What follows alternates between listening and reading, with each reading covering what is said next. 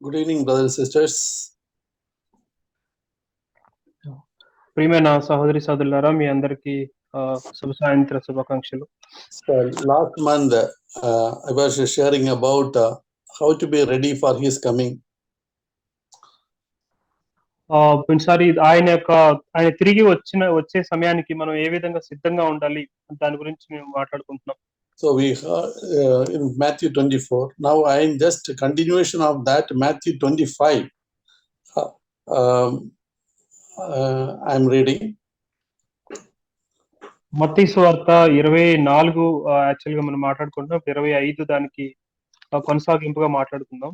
About the 10 virgins. ఇక్కడ మనం 10 మంది కన్యకల గురించి చూస్తాం. So that here that the kingdom in verse 1 it says that the kingdom of heaven will be compared with to the 10 virgins who took their lamp and went out to meet the bridegroom. Verse 1. ఇక్కడ పరలోక రాజ్యం ఏ విధంగా చెప్పబడిందంటే, దేవుని యొక్క రాజ్యానికి వెళ్ళాలని సిద్ధంగా ఉన్న ఒక 10 మంది కన్యకలతో పోల్చబడింది. And these 10 virgins, it is like all are virgins, all are believed in the Lord Jesus Christ. ఇక్కడ వారందరూ కూడా కన్యకలు, అందరూ యేసునందు విశ్వాసం ఉంచారు. And took repented. వీరందరూ పశ్చాత్తాపడిన వారే. Took baptism. బాప్తిసం తీసుకున్న వారే. And filled with the Holy Spirit. మరియు పరిశుద్ధాత్మతో నింపబడిన వారే. And did restitution. అదే విధంగా వారు ఏదైతే తప్పుగా తీసుకున్నారో దాన్ని మరలా తిరిగి చెల్లించిన వారే. And sincere. చాలా యథార్థంగా ఉన్నవారు. And gifted. వీరికి చాలా ఆత్మీయమైన వరాలు కూడా ఇవ్వబడ్డాయి. And some of them even have a gift of healing or a gift of speaking or a gift of speaking in tongues. కొంతమంది స్వస్థత పరిచే వరం, మాట్లాడగలిగే వరం, బోధించగలిగే వరం, అలా వరాలు కూడా ఇవ్వబడ్డాయి. And they were virgin. మరియు వారందరూ కూడా కన్యకలుగా ఉన్నారు. They are the sincere brothers and sisters. వీరందరూ ఎంతో యథార్థంగా ఉన్న ప్రియమైన సహోదరులు మనకి. And but over the period of time they say they become foolish. Some become foolish, some become wise. కానీ ఇక్కడ ఏం చెప్పబడుతుందంటే, కాలం గడిచే కొద్దీ కొంతమంది బుద్ధిమంతులుగా, కొంతమంది బుద్ధి లేని వారిగా తయారయ్యారు. And what differentiate that person who is foolish and prudent? ఇక్కడ బుద్ధి కలిగిన వారు, బుద్ధి లేని వారు అన్న రెండిటికి మధ్య తేడా ఏ విధంగా మనం కనుగొనగలం? In verse 3, the foolish took their lamp and they took no oil with them.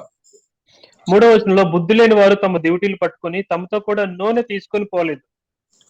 So they took that lamp. మొట్టమొదటిగా వారు దివిటీలు పట్టుకొని వెళ్ళారు. In verse 5, the prudent took oil of flasks. కానీ 5వ వచనంలో అయితే బుద్ధి గల వారు వారితో పాటు కూడా కొంత నూనెను పట్టుకొని వెళ్ళారు. Along with their lamps. వారి దివిటీలతో కూడా సిద్ధిలలో నూనె తీసుకొని పోయిరి. This was that primary difference between that wise and prudent. బుద్ధి గల వారికి, తెలివి గల వారికి వారిని ఎలా గుర్తిస్తామంటే వారికి ఉన్న మార్క్ ఇది. The foolish virgin, they had a lamp shining brightly. బుద్ధి లేని కన్యకల దగ్గర, వారి దగ్గర బాగా చాలా వెలుగునిచ్చే దివిటి పట్టుకొని అయితే ఉన్నారు. They had a good testimony.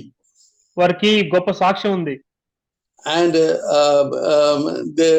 because of the God might have did a miracle in their life, and with their testimony they are living in their Christian life. దేవుడు వారి జీవితంలో ఒక గొప్ప అద్భుతాలు కూడా చేసి ఉండొచ్చు. వారి యొక్క సాక్ష్యాన్ని బట్టే వారి క్రైస్తవ జీవితాన్ని నడిపిస్తూ ఉండొచ్చు. And because of the gift God has given, with that gift and Bible knowledge and a gift of singing, and they leave a Christian shine and have a good testimony in the church. దేవుడు వారికి ఇచ్చిన వరాలను బట్టి లేదా వాక్యం మీద ఉన్న కొద్దిగా పట్టును బట్టి సంఘంలో వారు ఆ విధంగా రాణిస్తూ ఉండొచ్చు. But the classic difference is, but they don't have that in a wise virgin, they had a flasks of oil, not one flask, flasks of oil. That's flask of oil. కానీ ఇక్కడ బుద్ధిమంతులకి బుద్ధి లేని వారికి తేడా ఏంటంటే, బుద్ధిమంతులు చేసినది ఒక సిద్ధిలో కాకుండా సిద్ధులలో, అంటే ఎక్కువ గిన్నెలలో వారు నూనె తీసుకొని పోయి. How did they collected that oil in flasks? వారు ఏ విధంగా ఆ సిద్ధులలో ఆ నూనెను పోగు చేసుకున్నారు? And that is the important thing in our life. We have to see. మన జీవితంలో ముఖ్యంగా చూసుకోవాల్సిన విషయంలో ప్రాముఖ్యమైనది. In Leviticus chapter 24, లేవియకాండం 24వ అధ్యాయం verse 2. 2వ వచనం. Please read, brother.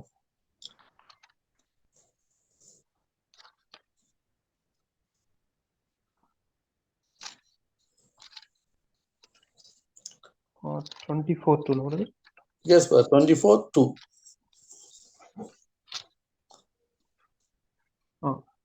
దీపము నిత్యం వెలుగుచున్నట్లు ప్రదీపము కొరకు దంచి తీసిన అచ్చమైన ఒలీవ నూనెను తేవాలని ఇశ్రాయేలీయులకు ఆజ్ఞాపించుము. So here that God commanded them that make the lamp burn continually. ఇక్కడ దేవుడు వారికి ఇచ్చిన ఒక ఆజ్ఞ ఏంటంటే దీపము నిత్యము వెలుగుచుండునట్లు. It is God's will in our life that our light should burn continually. మన జీవితంలో దేవుని యొక్క చిత్తం ఏంటంటే మన వెలుగు నిత్యము, అలా మన దీపం నిత్యం వెలుగుతూ ఉండాలి. But at the end of that parable, we see that the foolish virgin's lamp was not burning, and the lamp was put out. కానీ అక్కడ చెప్పబడిన వాక్య భాగంలో ఆ చివరి భాగానికి వచ్చేసరికి వారి యొక్క దీపాలను ఆరిపోయాయి. Because they did not have oil in their flasks. దానికి కలిగిన కారణం ఏంటంటే వారి యొక్క సిద్ధులలో నూనె లేదు. And how did they get that oil? ఏ విధంగా వారు ఆ యొక్క నూనెను సంపాదించుకున్నారు? That how we have to get an oil? It is that beaten olive oil. వారు నూనెను ఎలా సంపాదించుకున్నారంటే ఒలీవ నూనెను తేవాలని ఏ విధంగా అంటే వారు దంచి తీసిన అచ్చమైన ఒలీవ నూనె. Yeah, that is beaten and broken, that oil which come through brokenness. కొట్టబడి నలగొట్టబడి దాని నుండి వచ్చిన నూనె. That every time the God allows us to go through a trials and temptation to break us. దేవుడు మనల్ని ప్రతి శ్రమ నుండి, మనకొచ్చే ప్రతి కష్టం నుండి దాని ద్వారా వెళ్ళుటకు అనుమతించడం ద్వారా వచ్చిన నూనె. And at that temptation, if you are faithful and allow willing to be broken and not to do my own will but God's will in our life. అలాంటి సమయాల్లో శోధన వచ్చినప్పుడు నా యొక్క ఇష్టం కాదు దేవుని చిత్తం అని చెప్పి మీరు కూడా అనుమతించినప్పుడు, and that we are storing clear oil in the flasks. అప్పుడు మనం సిద్ధులలో చాలా స్పష్టమైన నూనెను అలా పోగు చేసుకుంటూ ఉన్నాం. At home, ఇంటి దగ్గర, in office, మనం పనిచేసే స్థలంలో, while walking on the road and traveling in bus and trains. అలా రోడ్డు మీద నడుస్తున్నప్పుడు, బస్సుల్లో, ట్రైన్లలో మనం ప్రయాణం చేస్తున్నప్పుడు, schools and colleges, లేదా మనం కళాశాలలో లేకపోతే స్కూల్స్ లో ఉన్నప్పుడు, we have ample of situation to store the oil. మనం మన యొక్క మనం నూనెను పోగు చేసుకోవడానికి ఎన్నో అవకాశాలు ఉంటూ ఉంటాయి. The one way that we can store the oil is that being thankfulness. అందులో ఒక మార్గం ఉంది. నూనెను మనం దాచుకోవడానికి ఒక మార్గం ఏంటంటే కృతజ్ఞత కలిగి ఉండటం. Because in Thessalonians it says, give thanks for everything, this is the will of God. ఆ దెస్సలోనికీయులకు రాసిన పత్రికలో ఎలా ఉందంటే కృతజ్ఞత చెల్లించండి, ఇది దేవుని యొక్క చిత్తమని. When giving thanks at home, thankful to your parents, thankful to your teachers, thankful to our government, thankful to the brothers and sisters in the church.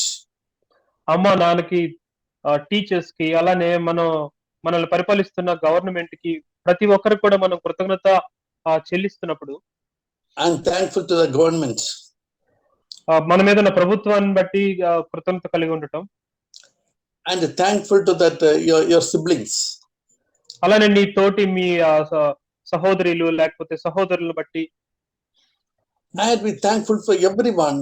So that because if we want to be thankful, we have to be broken. మనం ప్రతి ఒక్కరికి కృతజ్ఞత చెల్లించే వారిగా ఉండాలి. అలా ఉండాలి అంటే ఖచ్చితంగా మనం విరగొట్టబడాలి. Because we are so proud. ఎందుకంటే మనం చాలా గర్విష్ఠులం. We take it granted. Yes, parents they have to do it. That's why they are doing it. మనం అనుకుంటా ఇలా మనకి వాళ్ళు చేయవలసిన వారే, ఎందుకంటే వాళ్ళ తల్లిదండ్రులు వాళ్ళు చేయాలి, చేస్తారు. But we cannot take it for granted. మనమేది దానికి అర్హులం అన్నట్టుగా మనం తీసుకోకూడదు. Thankful for the food they are being served. వారు మనకు వడ్డించే ఆహారాన్ని బట్టి మనం కృతజ్ఞత చెల్లించాలి. Thankful for that education they have given to us. వారు మనకిచ్చిన విద్యను బట్టి మనం వారికి కృతజ్ఞత చెల్లించాలి. Contentment with that financial status what we are brought up. మనం ఎలాంటి ఆర్థిక పరిస్థితుల మధ్య ఎదిగామో దాన్ని బట్టి మనం తృప్తి కలిగి ఉండాలి. Not to compare with that your friends, they are well off, they might be having something, you may not be having something. Don't compare with them. నీ యొక్క స్నేహితులకి కొంత ఉండొచ్చు, అది నీకు లేకుండా ఉండొచ్చు. దాన్ని బట్టి ఒకరిని ఒకరు పోల్చుకోకూడదు. God has put you in a place that with a certain financial constraint, and it is God has put you in such a home. Be content and be thankful. నువ్వు ఇప్పుడు ఎలాంటి పరిస్థితుల మధ్య ఉన్నావో, ఎలాంటి గృహంలో ఉన్నావో, అలాంటి పరిస్థితుల మధ్య దేవుడే నిన్ను ఒక హద్దుగా పెట్టి అందులో ఉంచారు. And the church which God has placed, be thankful. Never compare the church for your church. That other church is better than your church.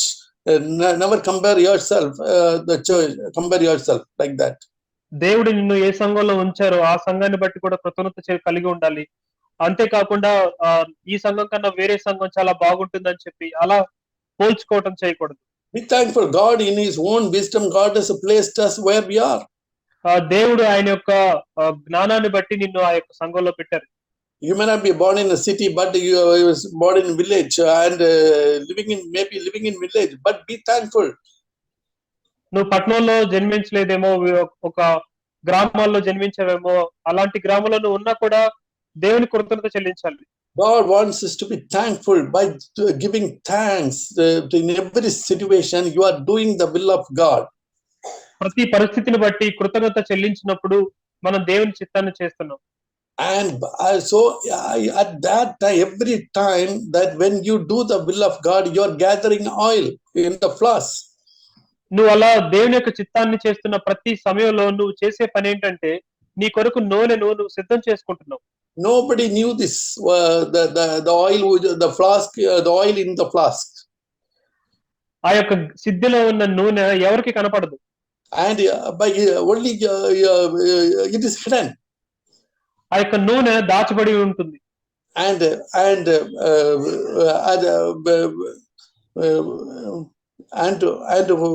another thing is that we have to forgive our parents. ఇంకొక విషయం ఏంటంటే మన తల్లిదండ్రులని క్షమించాలి. And yes, we may think that that if our parents are doing something wrong or something. Sometimes parents are doing some partial toward my brother or sister. You may feel like that. కొన్నిసార్లు మనం అనుకుంటాం, అయ్యో నా తల్లిదండ్రులు నాకన్నా నా యొక్క అక్కనో, నా యొక్క చెల్లినో, తమ్ముడినో బాగా చూసుకుంటున్నారు. అలాంటివి నువ్వు గమనించి ఉండవచ్చు. And but it may not be so like that. కానీ నువ్వు అనుకున్నట్టుగా అది నిజం అవ్వకుండా కూడా ఉండొచ్చు. They deal with that everything and according to their own according to the situation. వారు ప్రతి ఒక్క పరిస్థితిని కూడా వారి యొక్క పరిస్థితిని బట్టి వారు అలా నడుచుకుంటూ ఉంటారు. But you may have a you see this and you may have some bitterness or you may not be pleasant with your parents.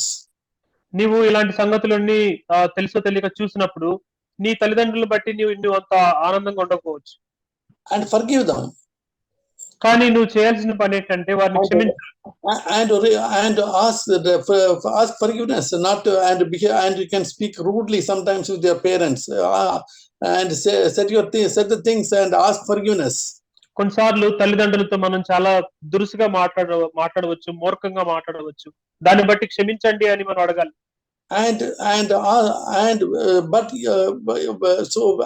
So through all the situation, God allows us to be take us to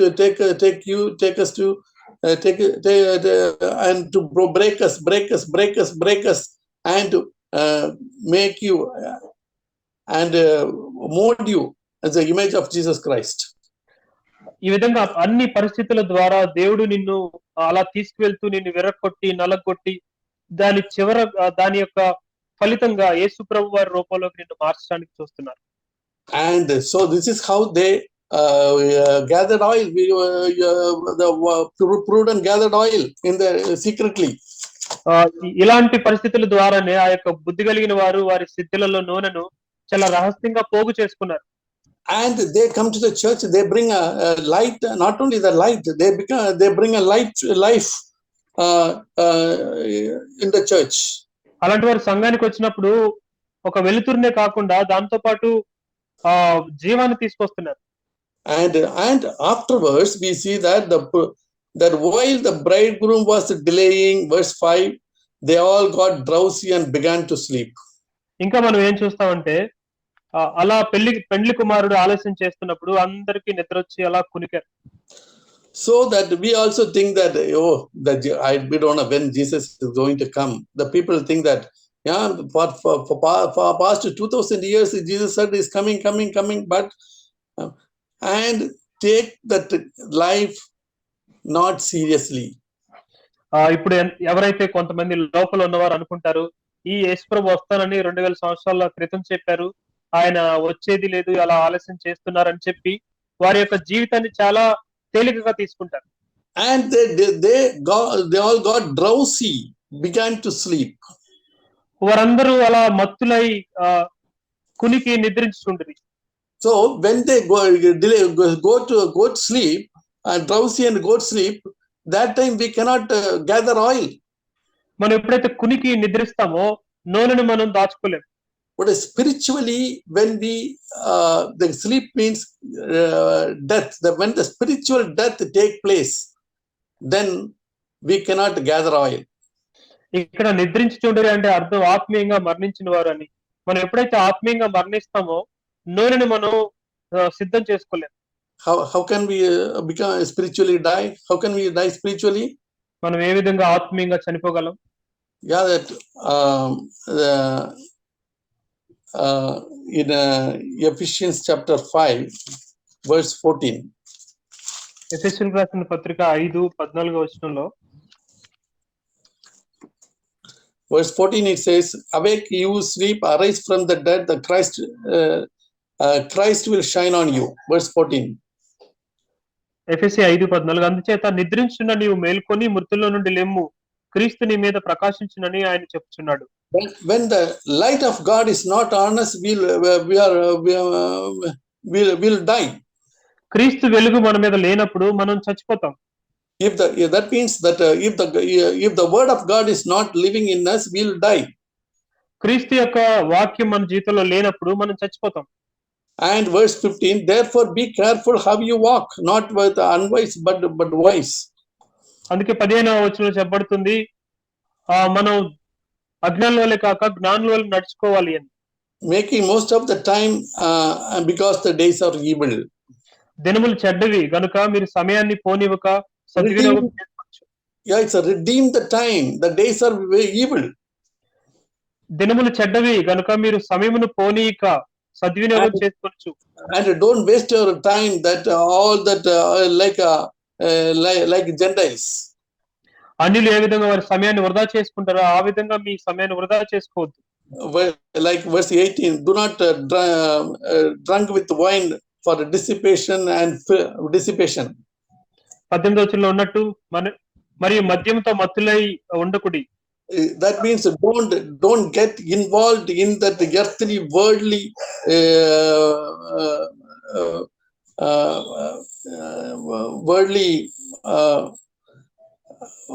worldly things. మద్యంతో మత్తులై ఉండకుడి అంటే లోకంలో ఉన్న వాటి పట్ల మనం అలా మునిగిపోయి ఉండకూడదు. That means the politics and games and that entertainment. Don't be drunk with that. ఆ లోక విషయాలు అంటే మనం రాజకీయాలు అవ్వచ్చు, ఆటలు అవ్వచ్చు, లేకపోతే ఆటపాటలు, ఎంటర్టైన్మెంట్ అలాంటి వాటితో మనం మత్తులై ఉండకూడదు. And all these will make us to sleep. ఈ విషయాలన్నీ కూడా మనం నిద్రించేలా చేస్తాయి. And because of that, so there are things Paul says all things are lawful but not profitable. పౌలు అంటారు అన్ని చేయదగినవే గాని అన్ని క్షేమాభివృద్ధికి కలుగు చేయవు. So when we get involved all the lawful things unprofitable, that slowly that lead us into death. మన మనసు ఎప్పుడు కూడా ఇది చేయదగిందే అంటూ లేదా ఇది క్షేమాభివృద్ధి కలుగు చేయకపోయినా కూడా దాని మీద సమయం పెడితే మనం అలా నిద్రపోయేవారిగా ఉంటాం. Yeah, but be filled with the Holy Spirit. కానీ పరిశుద్ధాత్మతో నింపబడి ఉండండి. Read God's word. దేవుని వాక్యాన్ని చదవండి. And ask the Lord to speak to you. ప్రభువా నాతో మాట్లాడండి అని చెప్పాలి. Ask the Lord to fill you with the power of the Holy Spirit. పరిశుద్ధాత్మ శక్తితో ప్రభు మిమ్మల్ని నింపునట్టుగా అడగాలి. Verse 19, speaking to one another and share and speak to us and encourage us and have fellowship with one another. 19వ వచనం ఒకరినొకడు కీర్తనలతోనూ సంగీతములతోనూ ఆత్మ సంబంధమైన పాటలతోనూ హెచ్చరించుచు మీ హృదయములలో ప్రభువును గూర్చి పాడుచు కీర్తించుచు. And always giving thanks for all things. Verse 20. 20వ వచనంలో మన ప్రభువైన యేసుక్రీస్తు పేరట సమస్తమును గూర్చి తండ్రి అయిన దేవునికి ఎల్లప్పుడూ కృతజ్ఞతాస్తుతులు చెల్లించుచు. Yeah, making you and meditate God's word. దేవుని యొక్క వాక్యాన్ని ధ్యానిస్తూ and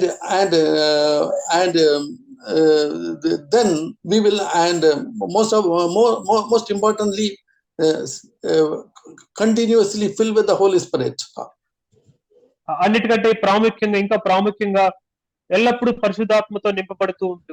Lord, the Holy Spirit is an oil. పరిశుద్ధాత్మ దేవుడు ఒక నూనెలాగా చెప్పుకోవచ్చు. And that oil I want to continuously fill with the Holy Spirit.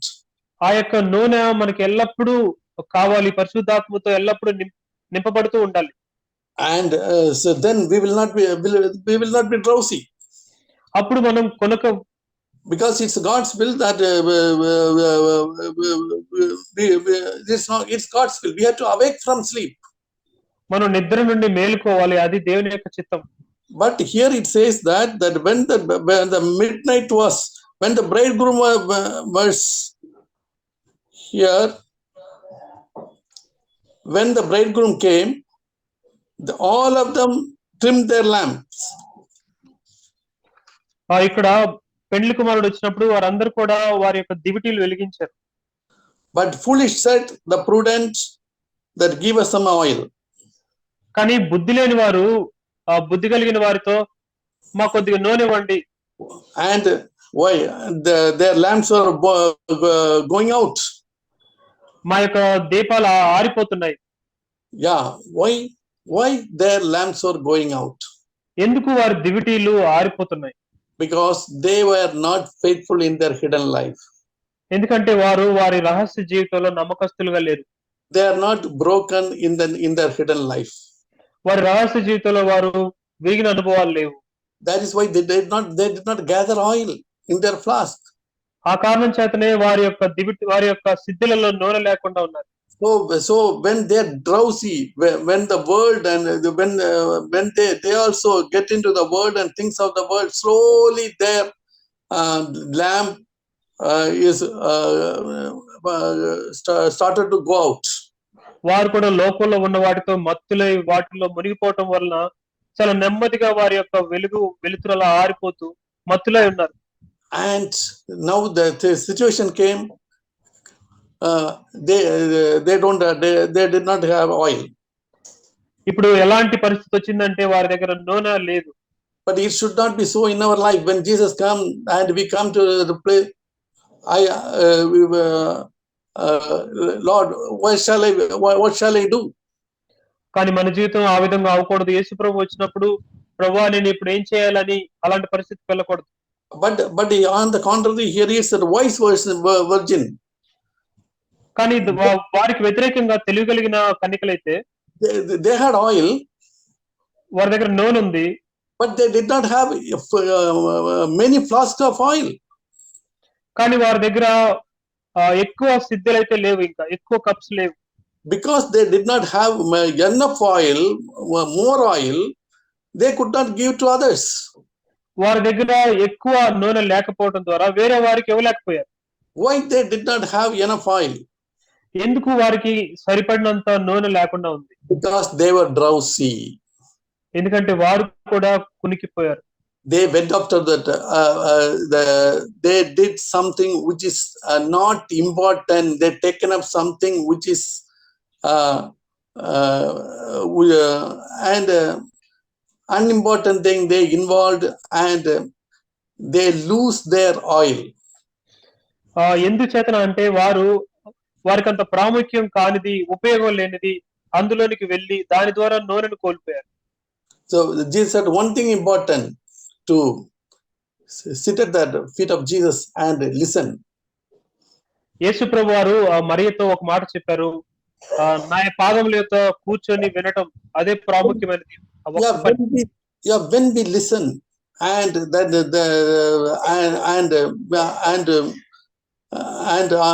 through the Holy Spirit to obey, then we can gather oil more and more. యేసు పాదాల యొద్ద కూర్చొని విన్నప్పుడు, పరిశుద్ధాత్మ దేవుని సహాయంతో మనం విధేయత చూపించినప్పుడు మనం అధికముగా నూనెను సమకూర్చుకుంటాం. And so that we can give to others. దాని ఫలితంగా ఆ నూనెను మనం వేరే వారికి కూడా పంచుకోగలం. So when Jesus come, and it's I'm comparing about myself. I comparing like Brother Zach. Even though he is in 84 years, still he is have enough oil to give more and more to many people, because he never slept or slumbered.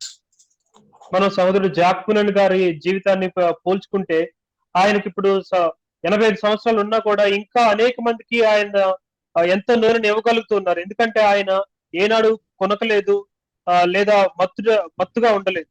So that we also so we should have an oil, enough oil. So even we grow old, when you're young or old, that we should be a bright shining lights. కాబట్టి మన దగ్గర కూడా చాలినంత నూనె ఉండాలి. మనం వయసులో పైబడిన వారమైనా కూడా, లేకపోతే యవనస్తులుగా ఉంటున్నప్పుడు కూడా మనలో నూనె అయిపోకూడదు. మన నూనె మన యొక్క దివిటీని ఎప్పుడు వెలిగించేదిగా ఉండాలి. And encourage the brothers and challenge the brothers, and lift up the brothers, and to build the church. వేరే సహోదరుల్ని మనం పురికొల్పటం, వారిని ఛాలెంజ్ చేసి అలా సంఘాన్ని నిర్మించడం. So when we see here, when the bridegroom came,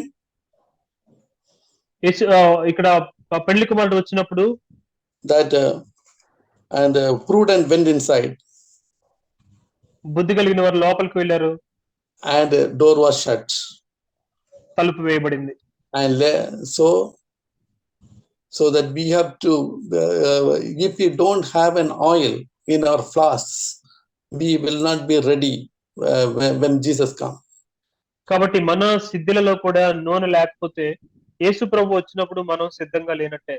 Yeah, that let not our oil is as we saw that in Leviticus, our lamp should burn continually. లేవి కాండంలో మనం చూసినట్టుగా మన యొక్క దీపం నిత్యము వెలుగుతూ ఉండాలి. And so God will help us. God will help us to get the oil. ఆ విధంగా నూనెను పొందుకోవడానికి దేవుడు మనకు సహాయం చేస్తారు. So we have to make most of that time and redeem the time to do God's will in our life. కాబట్టి మనం సమయాన్ని పోనివ్వకుండా సద్వినియోగం చేసుకోవడానికి ప్రయత్నం చేసినప్పుడు ప్రభు ఆయన చిత్తం చేయడానికి మనకు సహాయం చేస్తారు. And then God will help us. దేవుడు మనకి సహాయం చేస్తారు. And then we will not be disappointed when he comes. దాని ఫలితంగా ఎప్పుడైతే ఆయన తిరిగి వస్తారో అప్పుడు మనం నిరుత్సాహపడం. May God help us. ప్రభు మనకు సహాయం చేయను గాక. Amen. ఆమేన్.